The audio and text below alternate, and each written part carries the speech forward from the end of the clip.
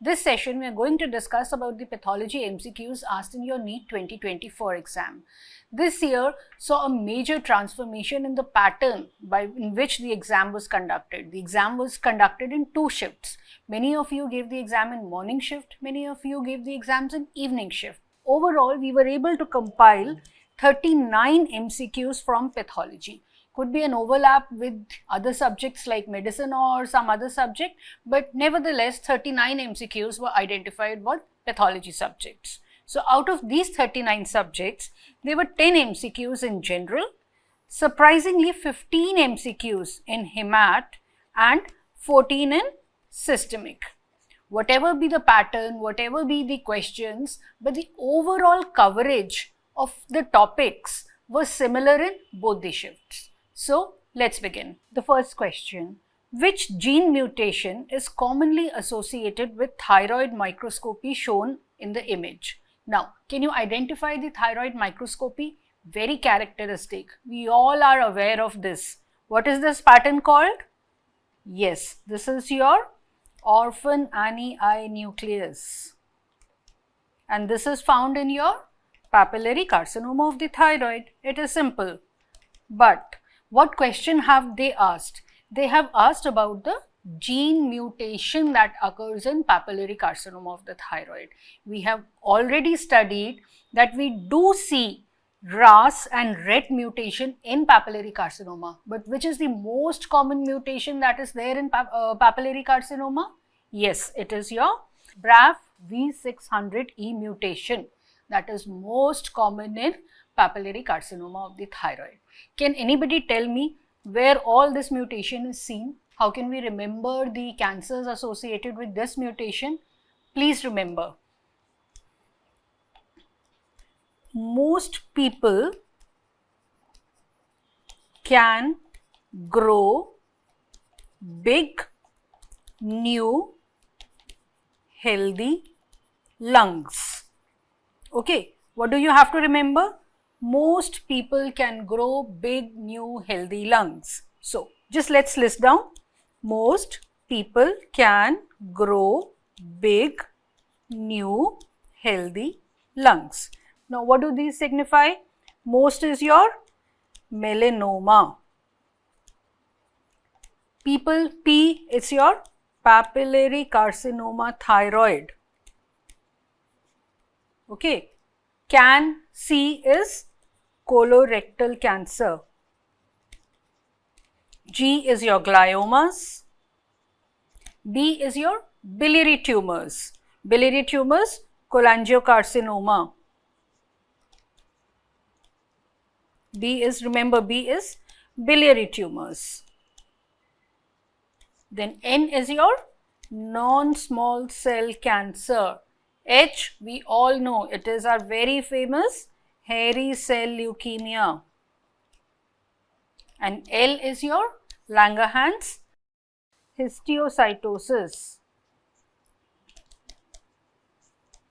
Okay, so the cancers associated with your BRAF mutations are: most people can grow big, healthy, new lungs. That is melanoma, papillary, colorectal, glioma, biliary tumors, cholangiocarcinoma, non-small cell cancer, hairy cell leukemia, and your Langerhans histiocytosis. Simple, right? Coming to the next question.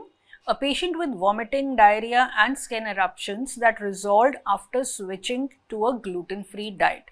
What is the likely pathology? So, we have a patient with vomiting, diarrhea, skin eruption, and everything was fine after the patient switched to a gluten-free diet. So, what could be the likely diagnosis? Anybody? Yeah, the likely diagnosis could be your celiac disease. And celiac disease is due to the deficiency of your tissue transglutamase. Tissue transglutamase. So, the most likely pathology is the antibodies against this enzyme. That is your anti-tissue transglutamase antibody. Simple. Where do you see ANCA positivity? ANCA positivity is seen in vasculitis. Okay, we have P ANCA, C ANCA. I hope all of you know that. Then antiparietal antibody. very commonly seen in pernicious anemia. Now, what is this? This is your anti-Saccharomyces cerevisiae antibody. Where is it seen? It is associated with Crohn's disease. So, the correct answer here is anti-tissue transcutaneous antibody, right? So, let's move on to the next question. Which of the following can lead to pulmonary hemorrhage in a patient and show p-ANCA positivity? So, can anybody tell me where do we see p-ANCA positivity? P-ANCA positivity is seen in, yes, small vessel vasculitis. It's seen in small vessel vasculitis. And out of this, which is a small vessel vasculitis? Now, very simple, it is microscopic polyangiitis. I guess it is clear. Now, where do you see Monckeberg's sclerosis? That is your medium-sized vasculitis. Plus, you do not see pulmonary hemorrhage in this sclerosis. So, the answer here is microscopic polyangiitis. Please remember, Wegener's granulomatosis is also a small vessel vasculitis, but there you see c-ANCA positivity. Okay. Polyarteritis nodosa, again it is a medium-sized vasculitis. And there is no p-ANCA positivity. Very quickly revising, what are the vasculitis that we have studied about? The large vessel, medium vessel and small vessels. Under the large vessels, we have studied about the giant or the temporal vasculitis, pulseless disease or Takasayu's arthritis, Buerger's disease, thromboangiitis, obliterans. Medium-sized vasculitis, we have now studied about polyarteritis nodosa and Kawasaki disease. Small vessel, it is your microscopic polyangiitis. That's what I told you, it is p-ANCA positivity. And Wegener's shows c-ANCA. Okay, so these are your large vessel, medium vessel and small vessel vasculitis. Now, coming to what are the features of p-ANCA and c-ANCA. What is p-ANCA?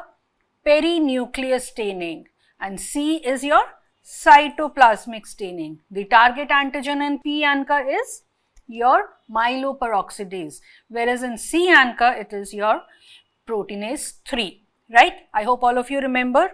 Now, associated vasculitis, the small vessel vasculitis associated with p-ANCA is your microscopic polyangiitis, and with c-ANCA is your Wegener's granulomatosis, right? Here you see non-granulomatous inflammation, whereas in cases of c-ANCA you see granulomatous inflammation. The organs involved, lung, kidney, here upper airways, lungs and kidney. Very clear. So, the answer was microscopic polyangiitis, right? So, moving on to the next question. A 55-year-old chronic smokers present with weight loss, hemoptosis and TTF1 positivity. What is the likely diagnosis? Where do you see commonly TTF1 positivity? It is your, yes, it is your adenocarcinoma where you see TTF1 positivity, right? Small cell cancer also you see TTF1 positivity, but more commonly in adenocarcinoma. Small cell cancer, what is the more commonly involved markers that we see? It's your chromogranin, synaptophysin, okay. Squamous cell cancer we see P40, P63 positivity, okay. Please remember, large cell cancer is a diagnosis of exclusion where you don't see these markers, right? Understood? So, the correct answer here is adenocarcinoma. Brings us to the end of the session.